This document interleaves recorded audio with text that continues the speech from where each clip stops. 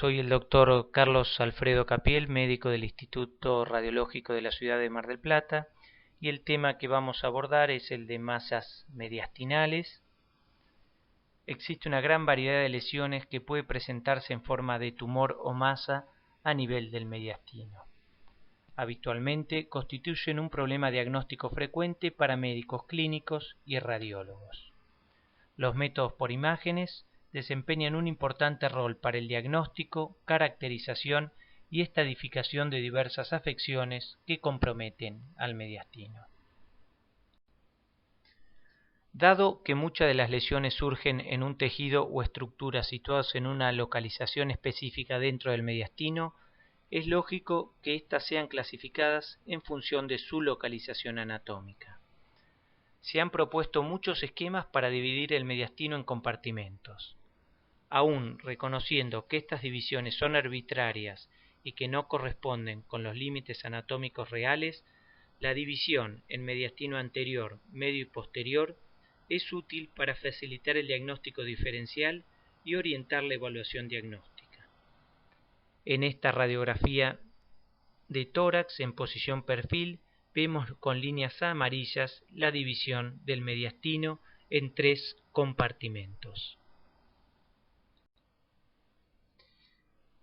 El mediastino, como vimos, se divide en anterior, medio y posterior. El mediastino anterior es el espacio situado por delante del borde posterior del corazón y el borde anterior de la tráquea. El mediastino medio se ubica desde el borde posterior del corazón y el borde anterior de la tráquea hasta 1 centímetro por detrás del borde anterior de los cuerpos vertebrales. Y el mediastino posterior es aquel localizado 1 centímetro por detrás del borde anterior de los cuerpos vertebrales. Como ya dijimos, esta división es arbitraria y la mayoría de las masas mediastínicas no asientan en un único compartimento. En este gráfico vemos las distintas estructuras o tejidos normales que asientan en el mediastino anterior, medio y posterior. Dentro del mediastino anterior vamos a encontrar el timo, los vasos mamarios y ganglios, corazón y pericardio, aorta, vena cava y arteria pulmonar. En el mediastino medio encontramos a la tráquea y broncos principales, aorta descendente y esófago, mientras que en el posterior vamos a ver ganglios y nervios. Cuando en una radiografía de tórax nos encontramos con una opacidad posiblemente localizada en el mediastino, nos debemos preguntar si realmente corresponde a una lesión mediastinal. En ese caso, si se ubica en el compartimento anterior, medio y posterior, y por otro lado, intentar caracterizarla para de esa manera poder llegar a un diagnóstico diferencial. Existen ciertas características que nos permiten determinar si una lesión es o no mediastinal. Una masa mediastínica se presenta en una radiografía como una opacidad que causa un desplazamiento de las interfaces normales entre el pulmón y el mediastino. Normalmente, la interfaz entre el pulmón y la masa mediastinal está bien definida. Es convexa hacia el pulmón y sus márgenes superior e inferior forman con este ángulos obtusos. Una vez realizado el diagnóstico de masa mediastinal, es importante determinar la localización y las características de la lesión. Estos datos nos permiten realizar una adecuada aproximación diagnóstica. En la imagen de la izquierda observamos una masa pulmonar que protruye sobre la superficie mediastinal y que presenta ángulos agudos con el pulmón. A la derecha, la lesión se localiza por debajo de la superficie mediastinal, creando un ángulo obtuso con el pulmón. Radiografía de tórax de frente en 2 pacientes con opacidades en el hemitórax derecho. La lesión de la derecha tiene un ángulo agudo con el pulmón y por lo tanto su origen es pulmonar. Mientras que la de la izquierda, el ángulo es obtuso y por lo tanto corresponde a una masa mediastinal.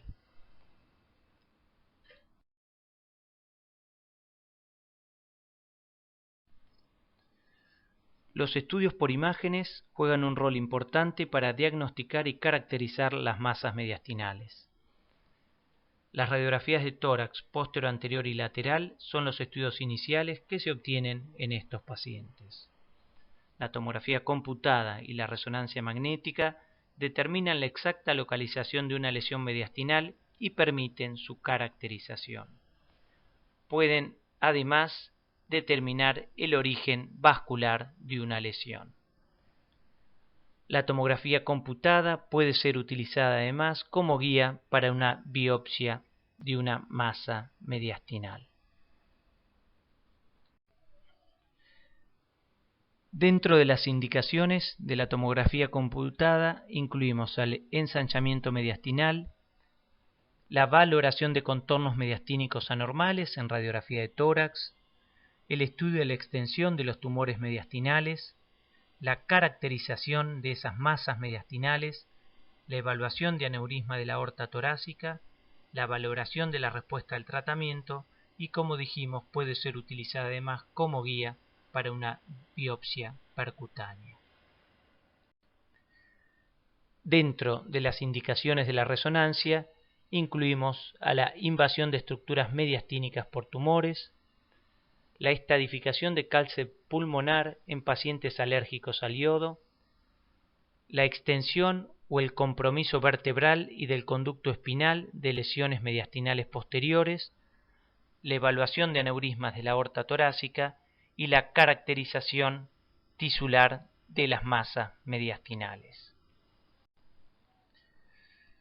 Los pacientes con masas mediastinales suelen presentarse de tres formas: con síntomas debido al efecto de masa local o invasión de estructuras mediastínicas adyacentes, como por ejemplo estridor en pacientes con bocio endotorácico.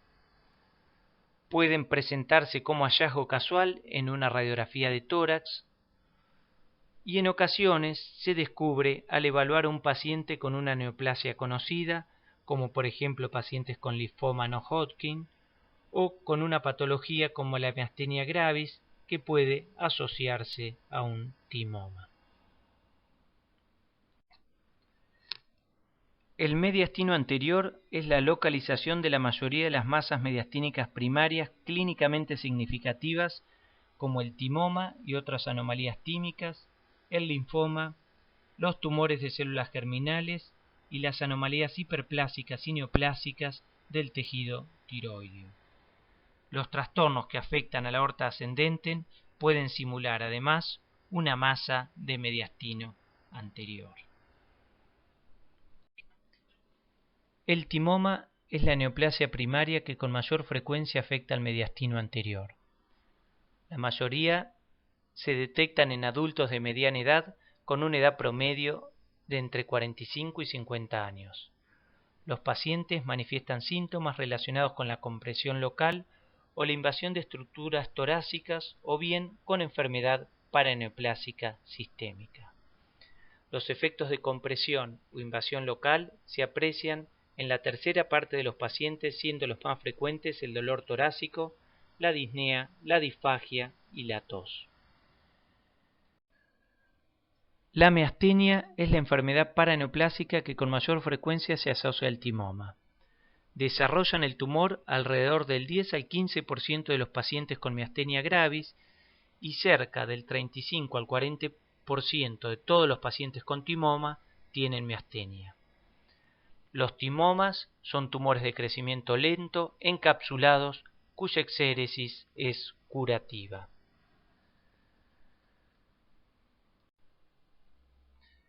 En las radiografías de tórax tiene una forma redonda u oval y sus márgenes suelen ser lisos o lobulados, como vemos en esta radiografía de tórax en posición de frente indicada con una flecha blanca. En este caso se observa un ensanchamiento del mediastino en proyección del arco medio que correspondió a un timoma. La tomografía computada demuestra con mayor precisión la localización y determina mejor las características de la lesión. Habitualmente se presentan, como vemos en este corte axial de tomografía computada, como lesiones de baja densidad que se ubican anterior a la raíz aórtica y a la arteria pulmonar principal.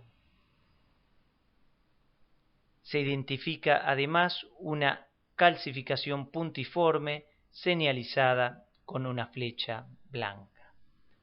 En los tumores grandes pueden observarse también áreas de hemorragia, necrosis o formación de quistes. Como vimos, pueden verse calcificaciones en la cápsula o en todo el tumor. La tomografía computada no permite diferenciar con fiabilidad el tumoma invasor del no invasor. Debido a la alta prevalencia, la tomografía computada está indicada para investigar pacientes con miastenia gravis. El grupo de neoplasias de células germinales está formado por tumores histológicamente idénticos a determinadas neoplasias testiculares y ováricas, todas las cuales se cree que proceden de elementos de células germinales primitivas. Estos tumores incluyen al teratoma maduro, que es benigno, y al teratoma maligno, al seminoma, al tumor del seno endodérmico, al coriocarcinoma y al carcinoma embrionario. La mayoría de estos tumores se localizan en el mediastino anterior entre los 20 y 40 años de edad. Las lesiones benignas son más frecuentes en mujeres y las malignas en varones. La forma más habitual es el teratoma maduro, que representa alrededor del 70% de todos los tumores. Como vimos, el teratoma es una neoplasia que consiste en uno o más tipos de tejido procedentes por lo general de más de una capa de células germinales. La mayoría son quísticas y benignas. Generalmente no producen síntomas y se descubren en forma incidental. Se presentan en las imágenes como masas del mediastino anterior próximas al origen de los grandes vasos del corazón. Acá vemos un teratoma del mediastino anterior estudiado por tomografía computada, que se presenta como una lesión heterogénea con componentes de partes blandas, líquido, grasa y calcio. Generalmente en los teratomas, como ocurre en este caso, predomina el componente quístico. El mismo se señala con una flecha blanca. Cortes axiales de resonancia magnética en secuencias T1 y T2 en otro paciente portador de un teratoma. Los diferentes componentes de la lesión hacen que se comporten en forma heterogénea en las distintas secuencias. Corte coronal y sagital en secuencias T2 que muestran con mayor detalle la lesión de mediastino anterior. El linfoma es una de las causas más frecuentes de anomalías mediastinales. Constituye alrededor del 20% de todas las neoplasias mediastínicas en adultos. Las causas más frecuentes son la enfermedad de Hodgkin, el linfoma de células grandes y el linfoma linfoblástico. La enfermedad de Hodgkin es el linfoma que con mayor frecuencia se manifiesta en el mediastino. El aumento de tamaño de los ganglios linfáticos es apreciable en la radiología inicial en alrededor del 50% de los casos. Radiografía de tórax en posición de frente y perfil que muestra un ensanchamiento de mediastino anterior señalizado con flechas blancas en un paciente portador de un linfoma Hodgkin. Cortes axiales de tomografía computada sin contraste de la misma paciente que muestra las adenomigalias localizadas en el mediastino anterior. Se observa además un derrame pleural bilateral. La paciente no fue inyectada con contraste endovenoso debido a los antecedentes alérgicos y vemos cómo la lesión mediastinal se confunde con las estructuras anatómicas normales. Cortes axiales de resonancia magnética del mismo paciente en secuencias T1 que muestran las adenomigalias del mediastino anterior. La resonancia magnética permite diferenciar fácilmente a las adenomigalias de las estructuras vasculares sin necesidad de inyectar contraste. Si bien la extensión del tejido tiroideo hacia el tórax solo se aprecia en el 1 al 3% de los pacientes sometidos a tiroidectomía, este problema engloba un porcentaje significativo de las masas del mediastino anterior. El hallazgo histopatológico más frecuente es el bocio multinodular, un trastorno que se observa sobre todo en mujeres de 40 a 50 años. Otras veces se debe a tiroiditis aguda o crónica o a un carcinoma tiroideo. Muchos pacientes con bocio intratorácico están asintomáticos y la anomalía se detecta en una radiografía de tórax en forma incidental. Otras veces se pueden presentar con dificultad respiratoria. Como vemos en esta radiografía de tórax en posición de frente, el bocio produce un ensanchamiento mediastinal y se presenta como una masa lisa y lobulada que produce desplazamiento y estrechamiento de la tráquea. Cortes axiales de tomografía computada de la misma paciente portadora de un bocio endotorácico. La tomografía computada muestra la conexión entre el tejido tiroideo y la tiroides. Se observa además desplazamiento de la masa hacia el mediastino medio. Dado que la tomografía computada permite determinar la exacta localización de un bocio intratorácico y su relación con las estructuras adyacentes, constituye hoy en día el método de elección para estudiar estos tumores. Resonancia magnética de la misma paciente. Arriba vemos cortes axiales en secuencias T1 y abajo cortes coronal y sagital en secuencias T2.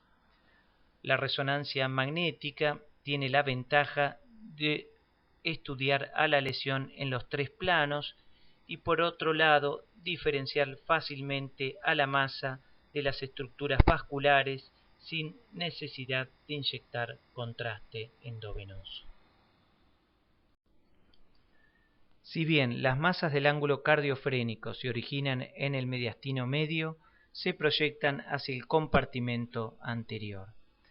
El diagnóstico diferencial es extenso y la tomografía computada suele permitir diagnósticos específicos.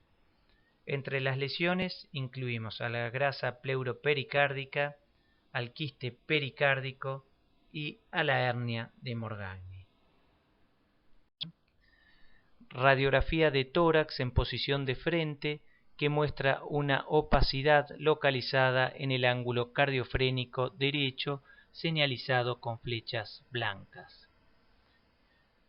Hace signo de la silueta con borramiento del borde cardíaco derecho, interpretando que la misma se ubica en situación anterior. Radiografía de tórax de perfil del mismo paciente que confirma la ubicación anterior de la lesión. Posteriormente se realiza una tomografía computada que muestra una lesión de bordes bien definidos y densidad líquida que correspondió a un quiste pericárdico. Otro paciente estudiado con tomografía computada con una lesión localizada en el ángulo cardiofrénico derecho. En este caso, la lesión presenta densidad grasa y correspondió a tejido adiposo epicárdico. Las anomalías más frecuentes del mediastino medio son el aumento de tamaño de los ganglios linfáticos y los aneurismas aórticos. Las lesiones esofágicas y los quistes congénitos son menos frecuentes. Entre las lesiones esofágicas que pueden aparecer como masas mediastínicas o ensanchamiento mediastinal difuso, podemos citar a las neoplasias, los divertículos, la hernia del hiato y el megaesófago. La mayoría de las masas adenopáticas del mediastino medio son malignas y representan metástasis de carcinomas broncogénicos, de neoplasias malignas extratorácicas o linfomas. Las causas benignas de adenopatías incluyen las infecciones por micobacterias y hongos y la enfermedad de Castleman. La radiografía simple puede sugerir que una masa de mediastino medio corresponde a adenopatía. Se presentan como masas bilaterales que distorsionan la interfase entre el pulmón y el mediastino. La tomografía computada está indicada cuando se sospechan adenopatías en mediastino. Puede servir para confirmar un hallazgo patológico de la radiología o para evaluar un paciente con sospecho de enfermedad mediastínica a pesar de tener radiografías normales, como puede ser la estadificación de un carcinoma de pulmón o un linfoma. En este caso vemos una tomografía computada con masas ganglionares en mediastino anterior y posterior en un paciente portador de un linfoma. La resonancia magnética tiene la ventaja de no requerir de la inyección de medio de contraste para su estadificación. Acá vemos una tomografía computada de un paciente que presentó una radiografía de tórax con un ensanchamiento mediastinal. El mismo correspondió a un aneurisma aórtico disecado. La tomografía computada muestra el aneurisma de la aorta descendente con un flap que se presenta como una línea hipodensa que divide a la aorta descendente en dos, una luz verdadera y una falsa. Como vimos, los quistes broncogénicos son también una causa, aunque menos frecuente, de masa de mediastino medio.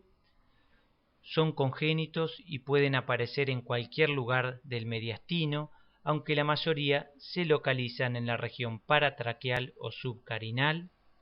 Suelen observarse en niños o adultos jóvenes, pero a veces se detectan como hallazgo incidental.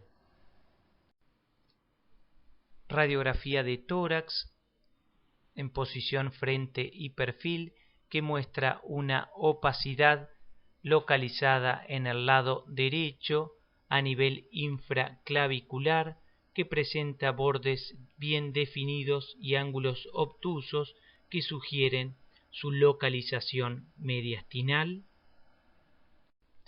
Se efectuó una resonancia en secuencias T1 y T2 que muestra una masa oval homogénea y de contornos definidos que presentó una intensidad de señal similar al líquido, siendo hipointensa en T1 e hiperintensa en T2. La misma correspondió a un quiste broncogénico. Corte coronal del mismo paciente en secuencias T2 que muestra la imagen marcadamente hiperintensa en T2 señalizada con una flecha blanca. Los quistes de duplicación esofágica se diferencian de los broncogénicos por la presencia de una doble capa de músculo liso en las paredes y por la falta de cartílago. Se localizan dentro o adyacentes a la pared del esófago. muchos pacientes están asintomáticos y la anomalía se detecta de forma incidental. La tomografía computada muestra habitualmente una masa redonda de densidad homogénea de agua o de partes blandas que no realza con contraste. En resonancia pueden tener señal alta o baja en T1 y alta en T2. En tomografía computada y resonancia magnética pueden ser indiferenciables del quiste broncogénico. En este paciente vemos una tomografía computada luego de la administración de contraste, en donde identificamos una imagen de forma oval y densidad líquida que se ubica en relación al esófago a la derecha de la aorta. El mismo correspondió a un quiste de duplicación esofágica.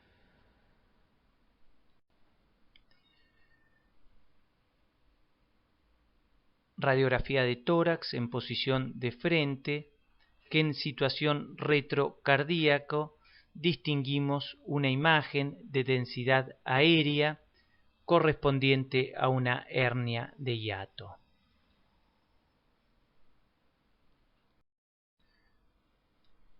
Radiografía de perfil del mismo paciente en donde vemos la hernia hiatal. Esta se presenta muchas veces como una masa del mediastino medio. Dentro de las masas del mediastino posterior incluimos a las neoplasias originadas en las cadenas de nervios simpáticos y nervios periféricos y a las lesiones de columna como metástasis, tumores o espondilitis. Las alteraciones de la pared costal y del diafragma pueden también simular lesiones de mediastino posterior.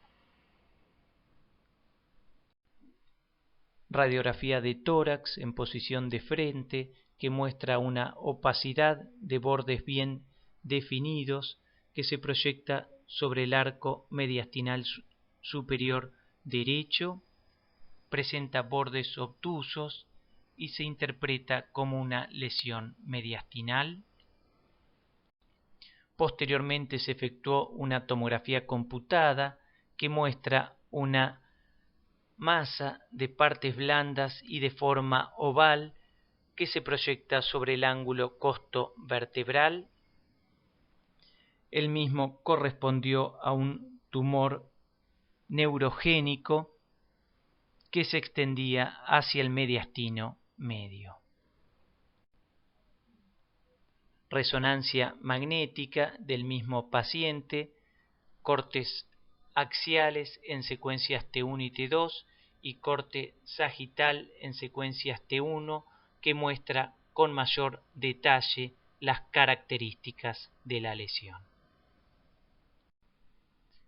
Radiografía de tórax en posición de frente de otro paciente con una opacidad de bordes bien definidos que se proyecta sobre el hilio pulmonar derecho. No borra el borde cardíaco y por lo tanto es de localización posterior. La incidencia de perfil demuestra que la opacidad se ubica en proyección del sector medio de los cuerpos vertebrales dorsales y se encuentra señalizado con una flecha blanca. Posteriormente se realizó una tomografía computada que demuestra la lesión como una masa de densidad de partes blandas localizada en el ángulo costo vertebral derecho que correspondió a un schwannoma. En conclusión, podemos decir que existe una gran variedad de lesiones que pueden presentarse en forma de tumor o masa en el mediastino. Constituyen habitualmente un problema diagnóstico frecuente para médicos clínicos y radiólogos.